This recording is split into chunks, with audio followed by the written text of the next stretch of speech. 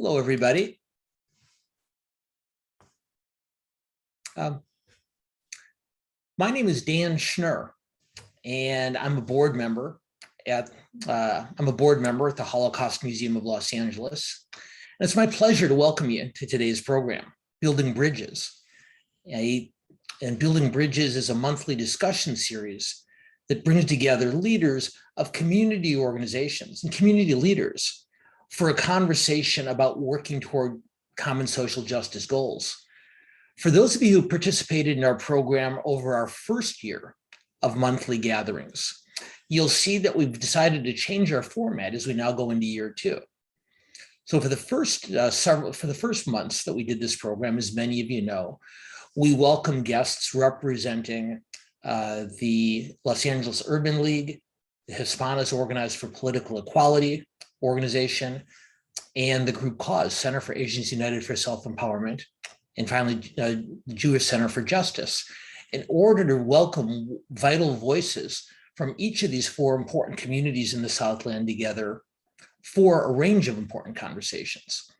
This year, we're changing our tack a little bit. And what we're going to do each month is bring together different groups or different leaders representing different groups and different organizations at different communities to talk about topics from which their own background or experience or perspective could be especially helpful.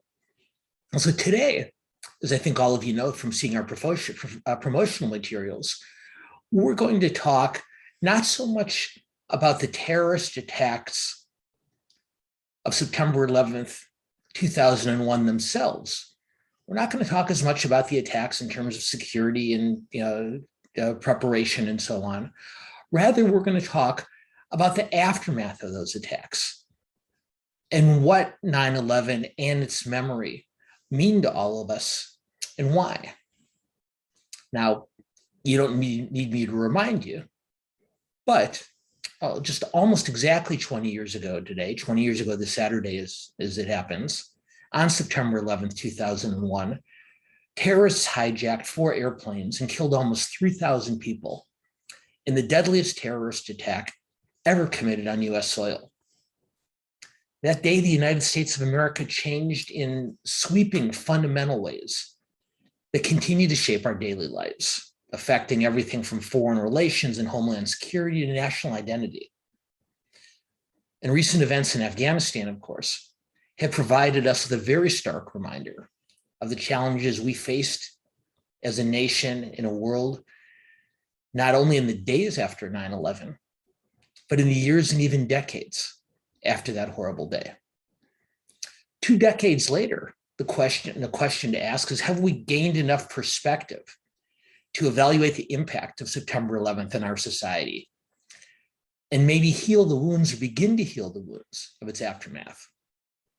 And so as we approach this critical 20th anniversary date, we've convened 4 extraordinary community leaders for a discussion about the legacy of those attacks, about the impact of 9/11 on communities across the Southland and across the country, and how we can work together to fight hatred and bigotry in the wake of such a horrific occurrence.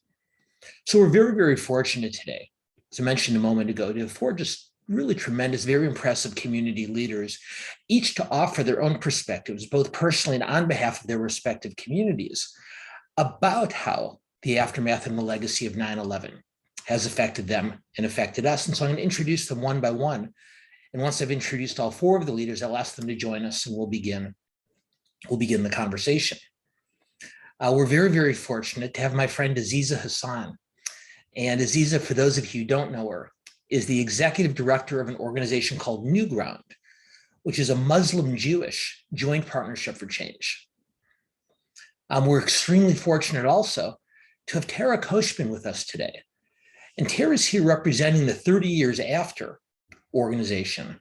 But in her daily work, Tara is the executive director of a group called Chaya, which is a nonprofit organization designed to empower the Jewish Iranian community here in Southern California.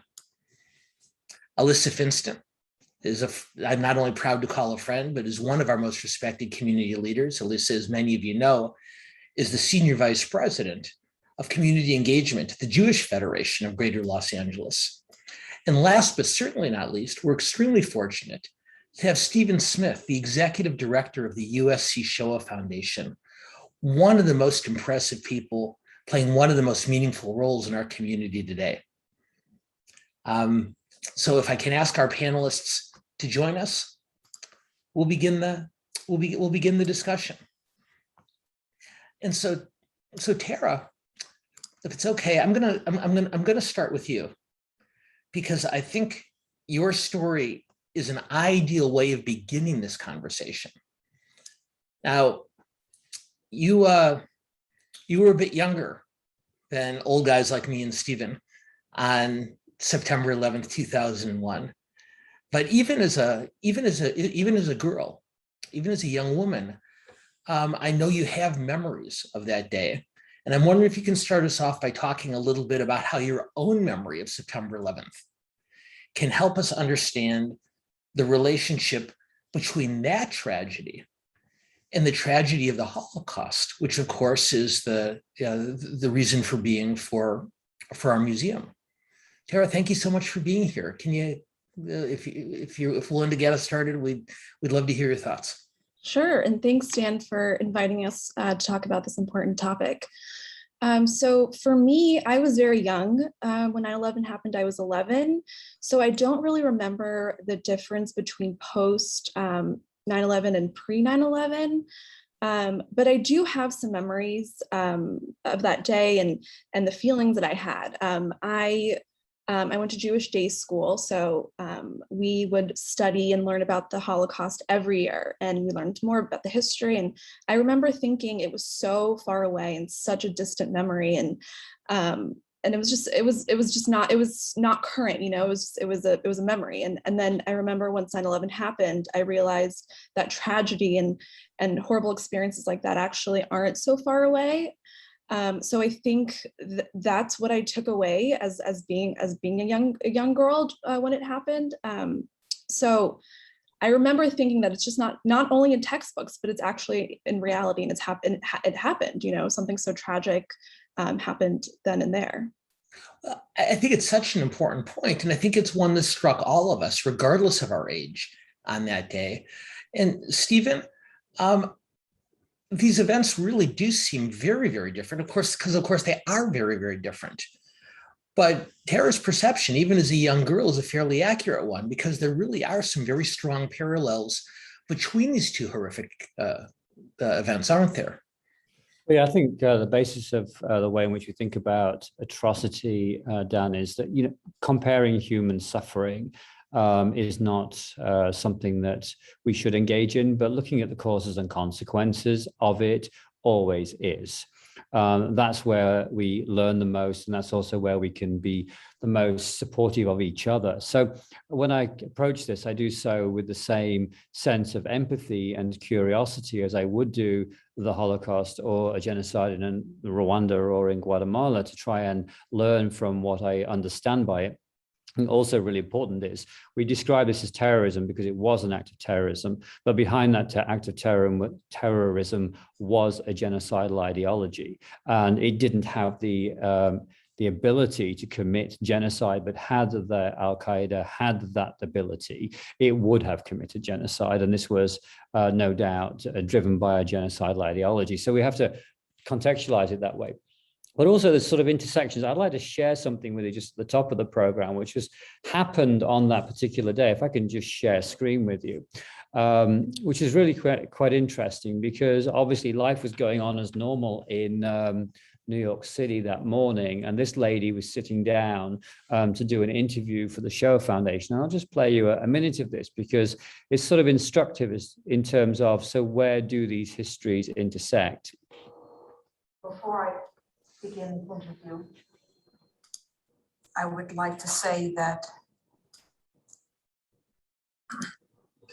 there has been a devastating attack on our city, New York, and on Washington, and we don't know what the day will hold.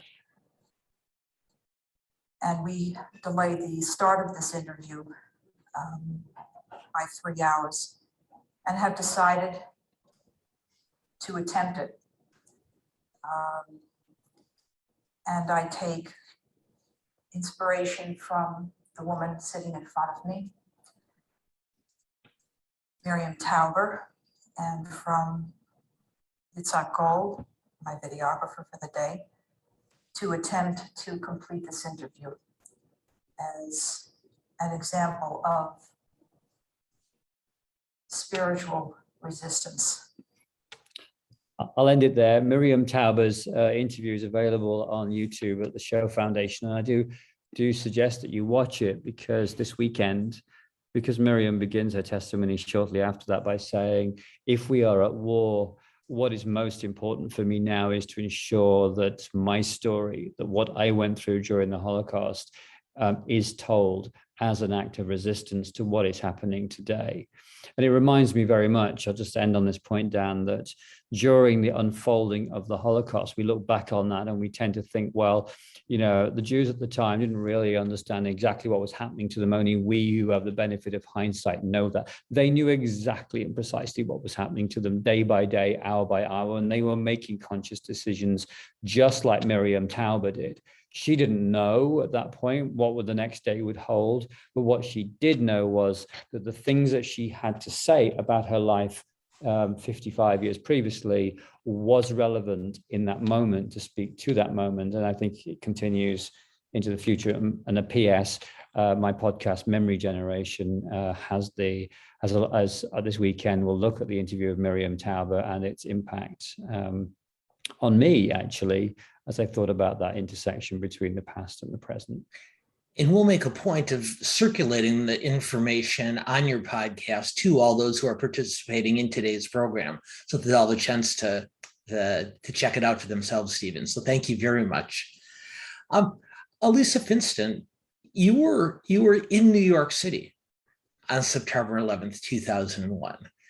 And so in addition to hearing about what it must have been like that day for you in the middle of all that carnage, I know that in addition to your experience, it brought you to some conclusions about a different type of parallel.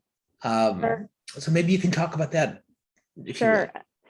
Thank you, Dan, and thank you, the Holocaust Museum of LA, for inviting me, and to my fellow panelists. As Dan mentioned, I was in New York City on 9/11. I had just started graduate school at NYU.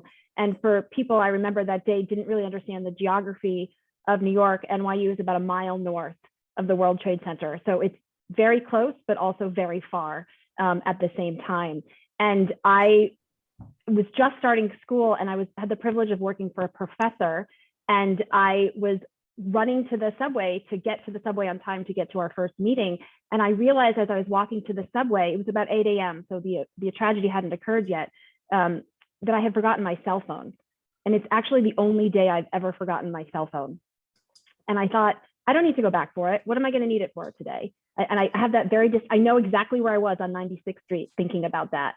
And I proceeded to go I was at the Wagner Graduate School of Public Service, and we didn't have our own building yet. And we were in a suite of rooms with other graduate schools. And, you know, I remember waiting for the professor to come, and all of a sudden a couple of professors ran in just crying and screaming, and some live in the area and they could hear the plane overhead. And this was the first plane at about 8:30. And I remember I got one email off to my mom's office to tell her I was okay before the internet and the phones went down. We were able, obviously, to watch TV, and we started seeing the footage of what was happening. So it's sort of weird. Your instinct is you want to go outside, but you also sort of wanted to stay inside. So I went outside, and there was a space between buildings at NYU that you could look south.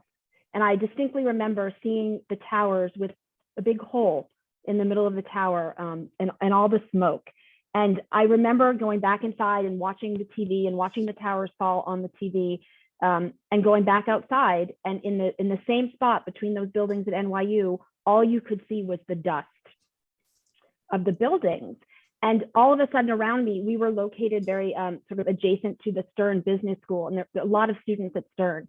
And adjacent on the patio, there were hundreds of students attempting to use their cell phones and trying to get service. and, and talk to people about what just happened. And I distinctly remember, even though it's been 20 years, thinking, this is what it must be like in Israel after there is a bombing or an attack. I had only seen images of people on their cell phones, on TV, and I had never been in the middle of the image myself. And sort of that's one thing that has sort of stuck with me. And afterwards, going back into the building, and I'll tell this part quickly. My professor offered to drive me home, but he lived in New Jersey and he needed to wait till the bridges and tunnels reopened. So I decided that I would walk home, and I lived on 2nd Avenue at 96th Street. So it was a good, 90 plus blocks to get home. And as you may remember, it was a beautiful Tuesday morning. The weather was gorgeous. And so people were, the subways weren't working and people were outside. And I remember walking by Grand Central Station and hearing that there was a bomb threat at Grand Central, and just thinking that I just need to get as far east and as far north as quickly as possible, and that I'll be okay. And I think it's really one of the first, times in my life that I felt sort of vulnerability for my own physical safety, even though I wasn't, near ground zero when the attacks happened. We couldn't go below 14th Street until Friday of that week. So we stayed home from school and sort of just watched New York recover. And I also remember, you may remember, there were walls of posters of just thousands of people that their families and friends had made posters of people missing in the towers, and pictures and tributes to all of these people. So we spent a lot of time, going around New York. In sort of essence, it felt like we were paying tribute to their memory, to view their pictures and to learn and hear their stories of what the tragedy of what happened together, what happened to them that day. So incredible experiences from that day. And it's only understandable that we look to relate something so unfathomable to something that we already do understand in some way or other. Aziz, I'd like to shift ground in the conversation though a little bit, and I'm hoping you can help me do it. From the experiences of that day to how we deal as human beings with those kind of memories and that kind of trauma.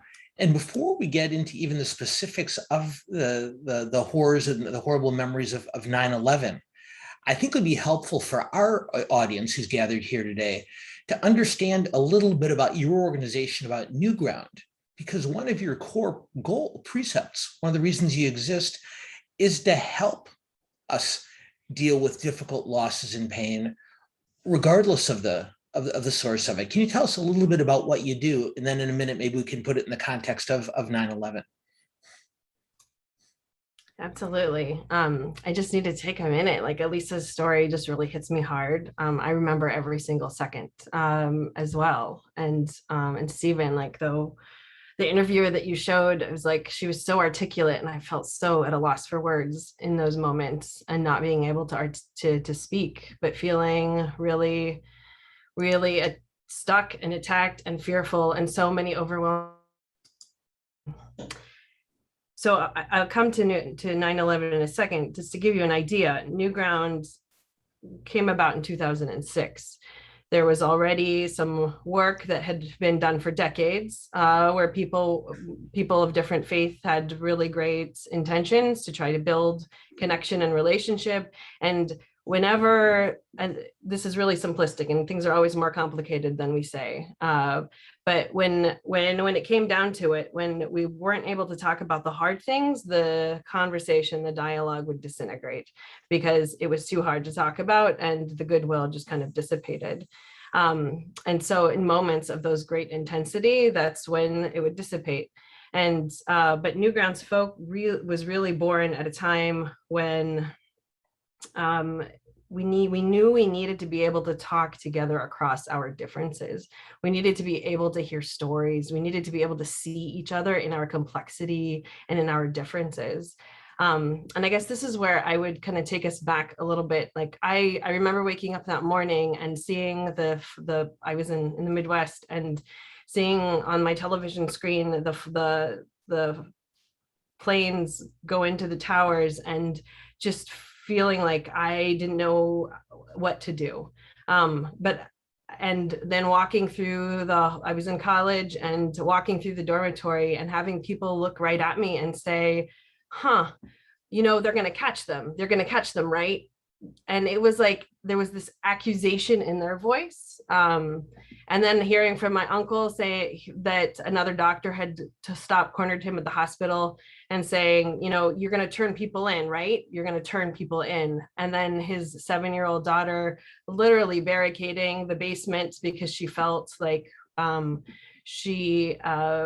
people were going to come after her. And she was 7. And like, what does she even know about being Muslim at 7?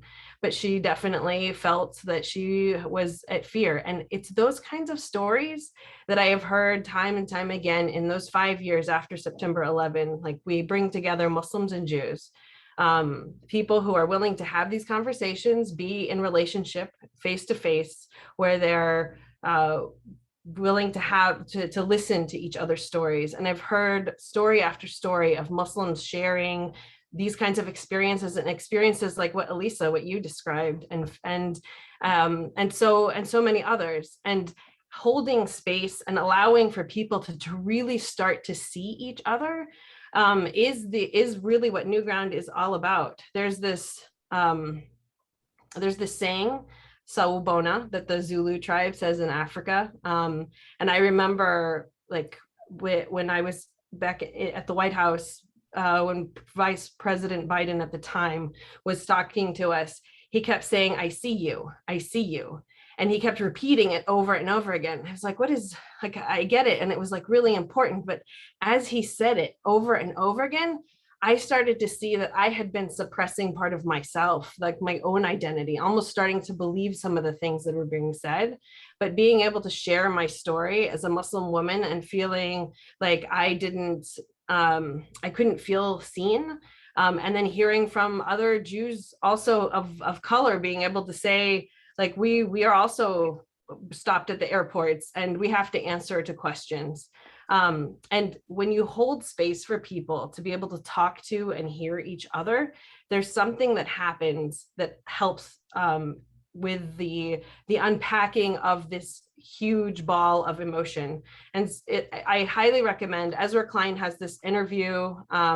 It's a podcast interview, and he does it with the author of The Body Keeps the Score. And they actually address this specifically, that after 9/11, one of the essential pieces to the healing that took place and that continues to need to take place is how community shows up for each other, and how we're actually able to be with each other and to share stories in ways that help us start to reckon with the enormous weight that we're holding and figure out what we can do together. Well, Aziza, that was just really, really wonderful. And what I'd like to do in just a minute or two is to go a little bit deeper and hear even more about the Muslim experience in the aftermath of 9/11. But before that, Stephen, I'd like to come back to you if I can, because I think we've heard these very, very wrenching, often searing personal experiences, but I'm hoping you can help give us some context for why we need to look back at this. In other words, could you talk a little bit to help us understand why confronting this type of trauma is so important to us? Yeah, so let's divide this into a couple of ways of thinking about the past, Dan. First of all, this is a very personal past for those that went through it. We've already heard the stories of some of our panelists here, what it was like to be in New York on that day, but also 2 billion people observed that live on that day, and we all have our own impact from it. I was 6,000 miles away at the time in Israel when it occurred, and it impacted me profoundly. So I know that we have different levels of connectivity to it, from those who are directly impacted because they are survivors and first responders, to their families, and then these sort of concentric circles that come out. So the question is, how do all of us heal after an event like that? And how do we support each other through that healing process? Secondly, I'm a strong believer that history is not behind us, but before us. So, my theory around history is it's not something that recedes, but something that you proceed through. And so that's why those of us who deal with something like the Holocaust or 9/11 or other forms of atrocity are always thinking about, so what is it that we are putting in front of us from this experience that we are now going to continue to progress through and learn from? And I think actually it's our sense of regression with history that puts us in a really bad place. And we got to, I personally believe we have to reverse the way in which we think about the past, because what happens is once it starts to recede and fades from immediate memory, we revert to type. So all of the things that we might have learned from that experience get lost. And what we do, we objectify that and turn it into a memorial or a museum, which is both of which are beautiful, by the way, in New York. And we're so good at creating these sort of edifices of the past so that largely we can then put it behind us and move on. And then we just go back to our old polarized ways of like getting introverted about our community and about our society, rather than looking out and saying, how do we bring healing not only internally but externally? So I think we have a lot to do. And I'll finally say on this that that's where I think the voices of survivors really help us. In a sense, there's a catharsis for those that are able to tell their stories, because it's an important part of the healing process to be able to come to a point where you can tell your story. But we can't demand that of them, that the agency has to be with them. But when they are courageous enough, or when the time is right for them to tell that story, it's a story that can actually help us not only to understand what they went through as individuals, but what it means to us to collectively, because there's a relationship between the individuals that talk and those of us who are in the collective conscience. So I think we owe a great debt of gratitude to all those who have shared their stories, and to all those who were so courageous on that day, because it was that courage of coming together. Alice Greenwaldt, who I interviewed for the podcast, who was the director of the memorial in New York, said it's not so much about September the 11th, but September the 12th that we really draw our lessons from this. How did we come together? How are we processing this together? And that goes on 20 years later, I guess. And what a perfect way to think about it. Thinking about this as a September 12th and beyond challenge, because all of us have stories, but they're very different ones, and some of them are, and they're all painful, but they're all painful and they're all challenging in very, very different ways. And Aziza, you alluded to this just very briefly a few minutes ago, and so I'd love to bring you back into the conversation, and maybe you can help us understand to a greater and deeper degree how the Muslim community was affected, not just on September 11th, but on September 12th and beyond, because this caused different types of traumas for different people. Can you talk about your community and what you faced in those days? Yeah, I remember, being so horrified and feeling under threat and under attack, just like people around me. And yet, the suspicion was also turned in my direction. And I have heard time and time again, other people express very similarly that kids were not only just bullied in school, they were harassed. My brother personally was in a locker room, and he was in middle school, and another boy literally started calling him names and came up to him and hit him over the head with his arm, and the boy fractured his arm on my brother's head. And then seeing my brother, push the boy away, and then both of them get suspended because they were both, like, my brother defended himself. And like, there's so much complexity here, right? And so I think that's part of it, is like the harassment that people experienced, and that, not knowing what to say, because people would say things like, why do they hate us? I still remember that question asked over and over again. And time and time, like, people has just saying, like, this is not even something I'm going to defend. I can't defend it. I feel also like I am, I'm under attack as well. And I'm also having now to defend something that I have nothing to do with, and I'm not going to defend it. And so just kind of feeling really attacked, and kind of the internal external that Stephen was talking about, like feeling that really strongly. And now here we are 20 years later, and the hate crimes like skyrocketed against Muslim Americans after like September 12th and onwards. And they actually haven't gone down. We're 20 years out and they are still high.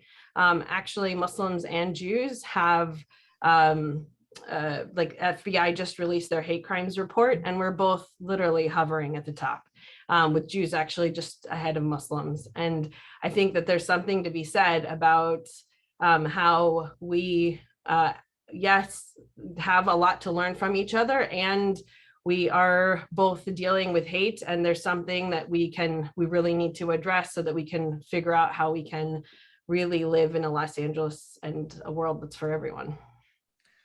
I think that's exactly right. And extremely perfectly put, Aziza. So thank you, Tara. I'm gonna ask you if I can, because one of the things I've taken away from Stephen and Aziza's most recent points is we all process these things differently, not just on our experience in the present, but our experience in the past also.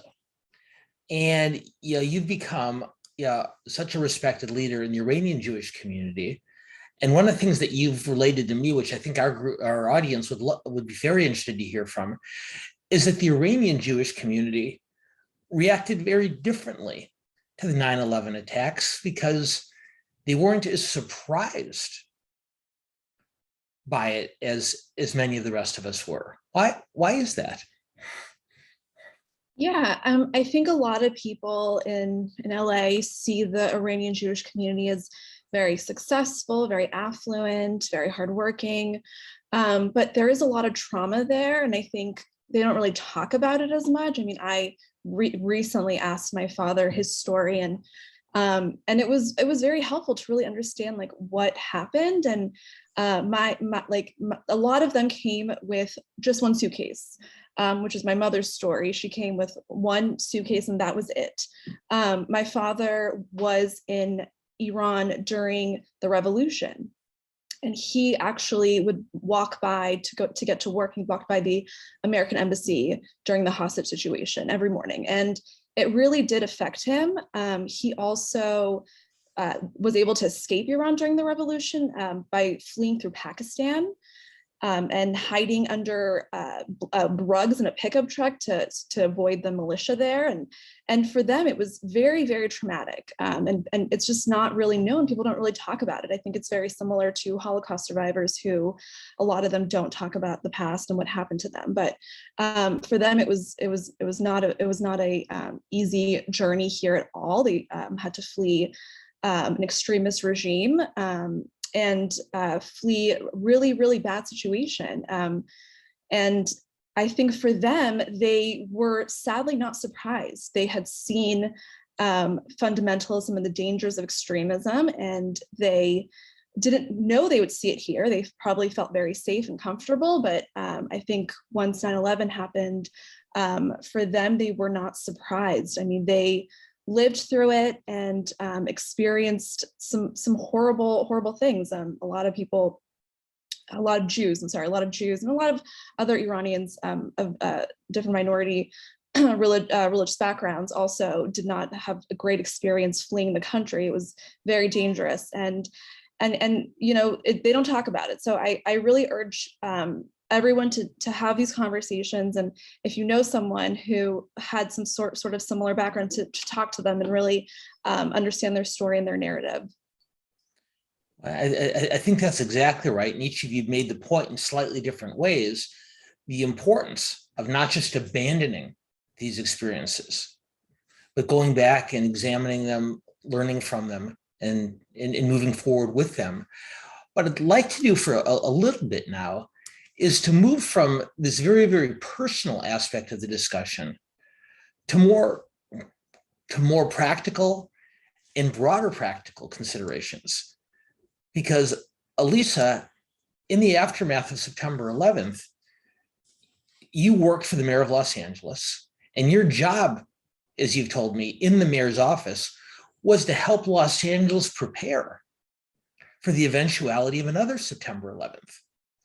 So not only are these memories searing from an emotional standpoint, but there's extraordinarily demanding and complex practical considerations as well. And I know that there's, questions about security. There's also questions about privacy. So when you're working to protect a city that's been so shaken by something like this, how do you approach that responsibility? Sure. So as people probably know, the Department of Homeland Security was created a year after 9/11 in response to the terrorist attacks in New York and DC. And as part of that creation of the department, there was hundreds of millions of dollars allocated to, as Dan said, give to what they call urban areas, so high density urban areas, to prepare, prevent, mitigate against, and respond to acts of terrorism, really to ensure that another 9/11 event doesn't happen on US soil. I was privileged enough to be in the role in the grants office in Mayor Villaraigosa and Mayor Garcetti's office, where the city of Los Angeles oversaw this funding for what we call the Los Angeles Long Beach region. And there are many other urban areas, New York, Los Angeles, the Bay Area, across the country, big cities and now smaller cities as well. And these grant funds were really to be used for public safety departments to train first responders, to purchase equipment, to do exercises, to develop plans. It really, I think, was also sort of enhanced the birth of the emergency management and preparedness department, which City of LA has, and most major cities and counties have as well. And one of the things that I had actually forgotten about, Dan, when we had spoken recently is, unfortunately, one of the reasons that many first responders who were in the towers died on 9/11 is because at the time, police and fire were actually on different radio systems. So the frequencies, they actually couldn't talk to each other. And if they needed to talk to each other, they needed to radio a third party to then sort of relay back. And I'm not a radio expert or comms expert, so I don't want to get into the details, but a lot of the money that has come from Department of Homeland Security and Department of Commerce in the last 2 decades is to create interoperability between first responders. So I was part of a big project that's still going on in the city and county. There are 88 cities in the county of LA. Many of those cities have their own independent fire or police departments, and then the other ones use this county, fire and police departments. So there's a tremendous amount of effort to ensure that first responders have the capabilities to do all this. But I think, to the question that you had, is this was also about building up intelligence capabilities for local municipalities, and working in the sort of the intersection between federal government and local law enforcement, and how do they work together. And I think it was very organized, and we had to dot all our I's and cross our T's in terms of what equipment were departments purchasing. But I think that there was a fear that you could be purchasing equipment that would allow different levels of law enforcement to listen in on conversations, or to see what people were doing as an element of, waiting to prevent another attack. And, we had to make sure that we were sort of abiding by the rules that the government set out, and making sure that nothing was sort of, we were helping departments improve their intelligence capability, but we also were making sure that privacy and First Amendment rights were being covered by individual citizens in these urban areas as well. I'm going to ask you to talk a little bit more about that balance, because it's such an important question between security on one hand and privacy and civil rights and human rights on the other. Before I do, I just want to let our audience know that if you'd like to participate in this conversation, I know some of you have weighed in on in the chat box, but if anyone has a question and can put it in the Q&A function for us, I'll do everything I possibly can to work in some of your questions with the time that I have left. And one question we have received, Elisa, which I thought was really, really interesting, is we were asked, did anything good come from the experience of going through 9/11? Did any policy issues finally get acted on, or did we learn nothing? And it seems to me that that's exactly what we're talking about. We didn't know on September 10th, 2001, how important it was for the radios from firefighters and police officers to be on the same frequency. on that bigger question of security and civil rights and human rights and privacy, what have we learned? And how do you balance, how do you create that? How do you create that kind of a balance, knowing that it's something that has to be done in real time? When you look back at it, how do you? Sure, that's a really good question. And I would also look to my other, my fellow panelists to help answer it. But I think it's about, sort of this balancing act and this responsibility to address community concerns. Different communities have different concerns at different times, and making sure there's an effort that we're, protecting communities and giving citizens, again, adhering to First Amendment and privacy rights and allowing people to be empowered. And also, I think transparency is really important. We hadn't talked about that yet, but I think it's important for, people in LA to sort of understand what law enforcement is doing to build up capabilities so that they feel comfortable about it and that they don't, question. I mean, one thing that's I think important to know, and this is sort of nuanced to these grants, but the grants were used to purchase equipment or to train, really focused on acts of terrorism, but for many capabilities which support terrorism preparedness, they can also simultaneously support preparedness for other hazards. And especially in California, where we have so many natural disasters, a lot of the equipment and the training that is used, for example, like a search and rescue, could be used in a, unfortunately, a man-made attack or a natural disaster. So, but I don't know that the average person knows all that. And I don't think they need to know the sort of the nuance and the, sort of the fine print. But I do wonder if there's a responsibility for government to sort of explain some of that in layman's terms so that people are educated and understand what also is their government doing to prevent and mitigate another terrorist attack.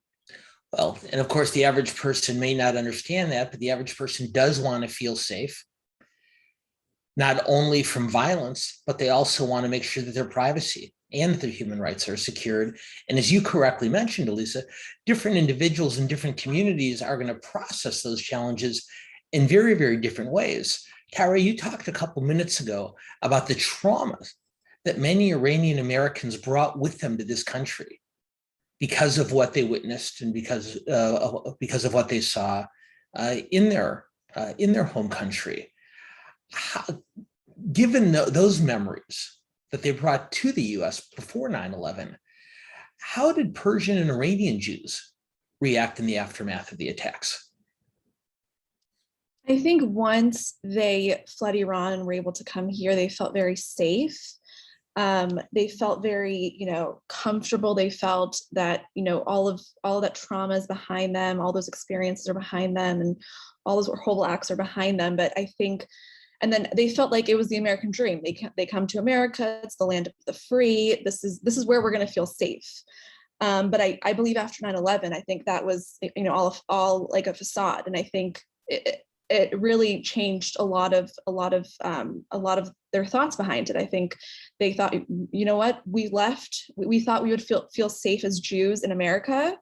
We thought that would be the safest place for us. But I think once 9/11 happened, I think all of that went away. And I think a lot of them thought that, Americans were naive and didn't understand the dangers of extremism and fundamentalism. And that they, sadly, that's what their story was. And I think that really, the idea of fleeing religious persecution of an extremist regime is like the lens which we all see the world, me, my parents, my family. And sadly, that's how it was and how it went. Well, and of course, like we've talked about earlier, every individual, every family, every community brings not just the burden, the opportunities, the experiences of their past to these kind of challenges. And Aziza, your community was dealing with a very different type of challenge in the aftermath of 9/11. And what you've told me in the past is that often, not just the type of hatred that you were relating earlier, but also the invasiveness.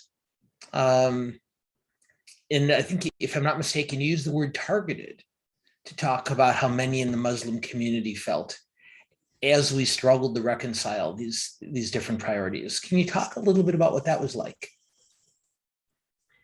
Yeah, to the point that Elisa had made earlier about transparency, I feel like that's kind of at the heart of it for me, and for a lot of what I've seen, that every single person plays a really important role in, whether it's the watchdog, whether it's the people who are advising, like now we have all these advisory board capacities, right? Oversight of some sort. And so I would offer that almost, I always love the solution before I dive in, so forgive me, Dan, but to answer your question more directly, towards the beginning of Villaraigosa's term, there was, LAPD had released a plan that they were going to map the Muslim community.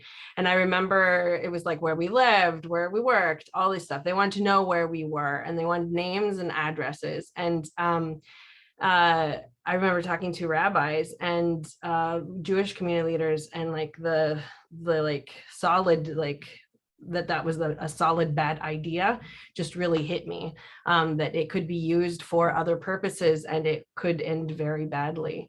And so it's like, who's got their hand on information, right? Another one of the big things that happened post 9/11, after the mapping thing, is a series of events connected to an FBI informant that you can read all about in the LA Times and other places. But he was literally an individual who was an informant, and he went to mosques in Orange County, and he tried to instigate and get people to buy into whatever it was, nefarious, awful things. And one of the mosques actually had a restraining order against him. And that's how it made it into the LA Times, because the mosque actually said, we don't want you here. We have a restraining order, and they went to court for it, right? And so it was a story, because here they were, that the mosque was trying to do everything right, and it was actually the informant that was trying to instigate inside of the space, and just kind of feeling like nothing was holy and nothing was safe, and that no matter what, like even if you weren't going to mess up, like there's going to be somebody there to help you mess up. And so I guess that's where I would backtrack back to, like, why I feel that, even if you have these policies and you're trying to keep people safe, sometimes when we're making the policies, we have these biases that are inherent in the way we're executing them. And that's why people advising is so important, that we have diverse advisors who are helping truly make us safe and keeping things more transparent. And I think what we've just seen here, and I want to thank Alicia Blyer, for the question about what we may have learned from this, is how difficult these questions are. Elisa Fenston talked about trying to balance these two priorities. Tara and Aziza both talked about how two different communities with two different types of experiences reacted very differently to the efforts toward that balance. And some corrective efforts have been made over the years, but certainly not nearly enough. Aziza, I think you're exactly right. So Stephen, these are all difficult questions, but what I've done for you is save the most difficult question. I hope you don't mind. Because all of us, for different reasons, have incredibly difficult and painful feelings that we're trying to process, that we're trying to make sense of. You talked a little bit about this earlier, but I'm hoping you can go somewhat deeper now. You've explained to us why we need to confront these feelings and these experiences. Can you tell us a little bit more about how we can do that? What's the best way for us to look back at that pain and bring something productive from it all? Yeah, I'm going to start just where Aziza left off just a second ago, because I thought she made a really excellent point about the fact is, we don't really think about each other. We just think about the result. So, for example, you might say, great, well, we haven't had a major terrorist attack since then. We did a good job. Over 50 of them were thwarted. In each of the 50 future terrorist attacks have been thwarted by the intelligence and security services. Didn't we do a good job because it's close to zero, whatever the number is? And in the meantime, what we did is we insulted each other. We were disrespectful to each other's memories. We didn't actually create community. What we did, we divided ourselves. We got a result, and at what cost? So I think what we really have to do is start with this more human touch to the way in which we think about ourselves as a society, with deep respect for each other. We're not good at it. We are basically egocentric, selfish creatures that think about ourselves and don't develop empathy about the lives of others. It's understandable. We have very complex lives. It's difficult enough to cope with the things that we have in front of us without coping with other people's problems. And so we don't pause, we don't think, we don't reflect. I do think that an event like this, though, which is so cross-cutting, to just look at the profile of the victims, of the over 3,500 victims in the towers and the buildings surrounding that day, they came from every walk of life, every country, every religion, every nationality and ethnicity. They do represent us all.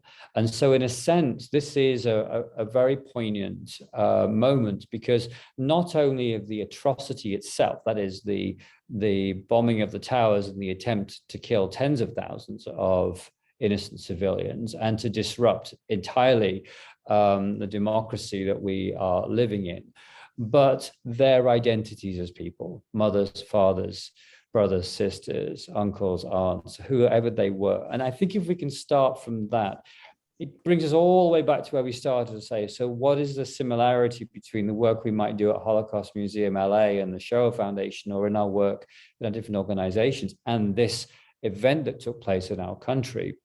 The answer is, it affects us all. It's about us all. It's about who we are as individuals and people. And if we can listen deeply to the stories of those that are telling them, and not just institutionalize this and turn it into beautiful, sort of this aesthetics of atrocity that we are so good at doing. And you do it beautifully at the museum in LA, and the Holocaust and the Memorial Museum does it beautifully at 9/11. That needs to be done. We need to create these places, these destinations, and these vessels in which we tell those stories. But it's not about that. It's about who we are and how we respect one another and approach one another as human beings in our world today. And if we want to do anything to prevent it, sure, we'll do all the security and we'll do all the intelligence, but the best way for prevention is reaching out across those boundaries that we find so hard to do as human beings and meeting people on the other side. Recently, one of our LA residents, Ruth Pearl, passed away. And what a beautiful woman. She reminded me a little bit, because she was a survivor of the Farhud in Baghdad during World War II. And so she'd seen atrocity as a young child. It wasn't the final solution, but it was a pogrom against the Jews living in Iraq at the time, in Baghdad at the time. And then her son Daniel was murdered in Pakistan. And she gave a Shoah Foundation testimony.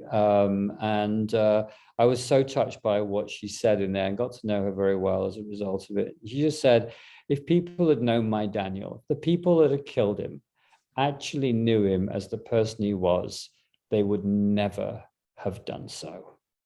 And for me, that's kind of the essence of this. As we look at a world torn apart by all these hatreds, if we just get to know one another, that's the best way of prevention.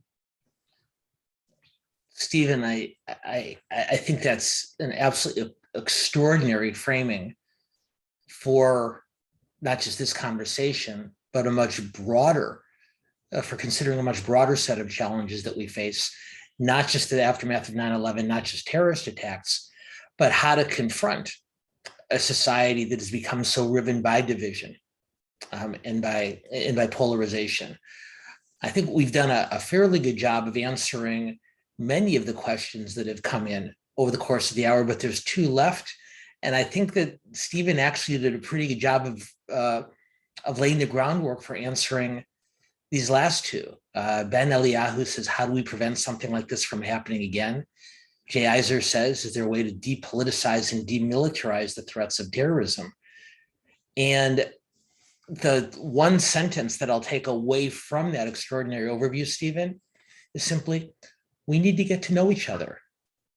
That's what Aziza Hassan and her colleagues do at Newground.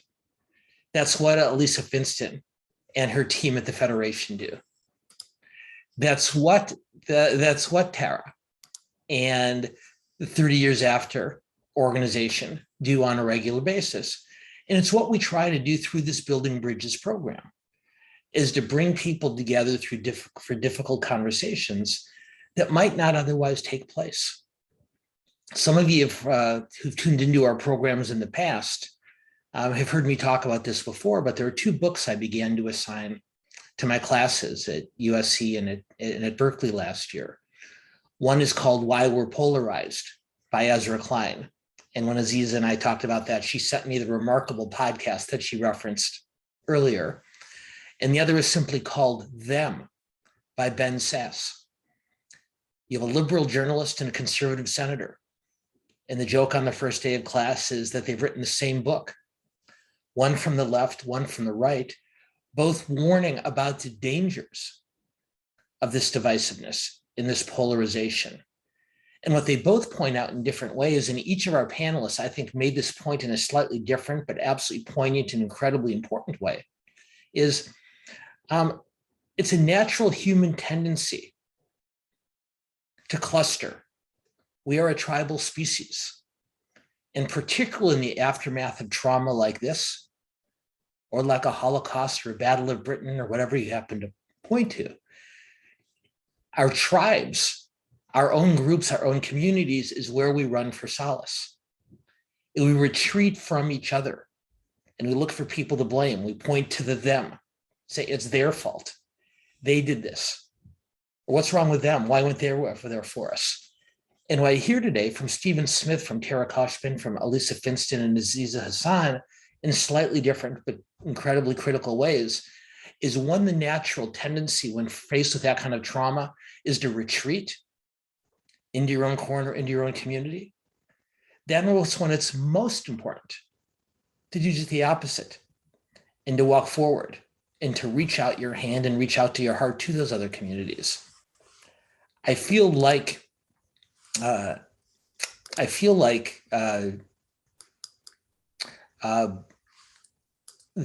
last question that was raised about polarization and division speaks to this, because that's what we did in the aftermath of 9/11.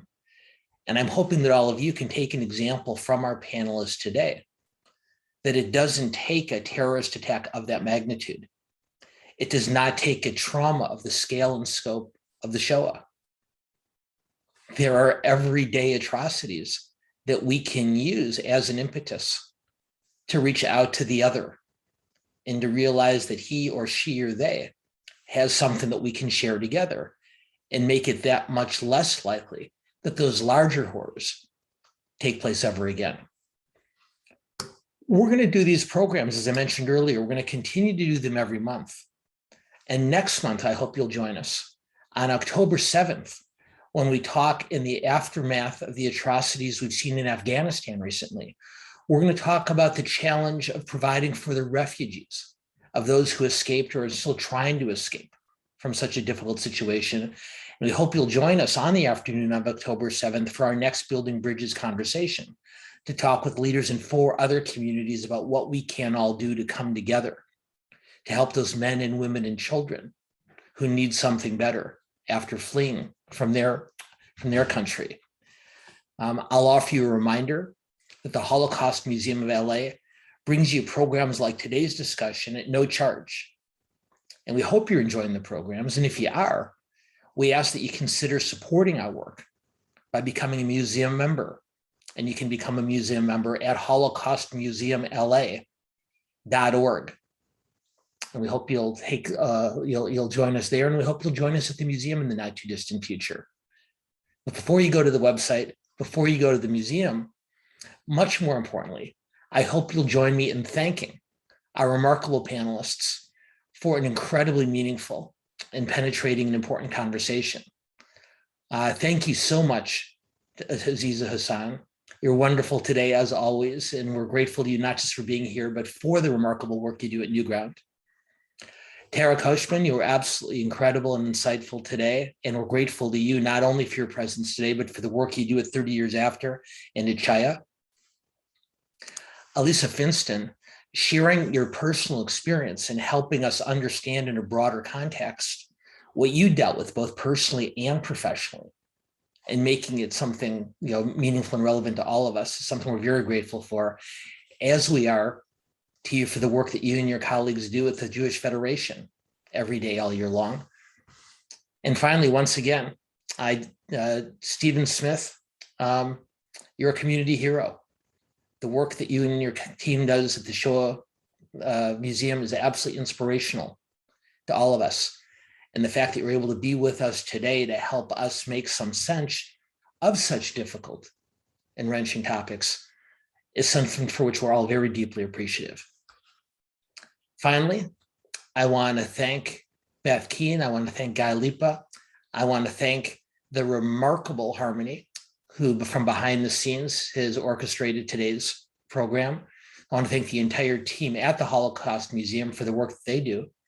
And then finally, and most importantly, I want to thank our audience who joined us today to be part of this conversation. We're glad you were here, and we hope you'll join us again in October for another edition of Building Bridges. Have a wonderful night and a very, very happy New Year. Thanks so much.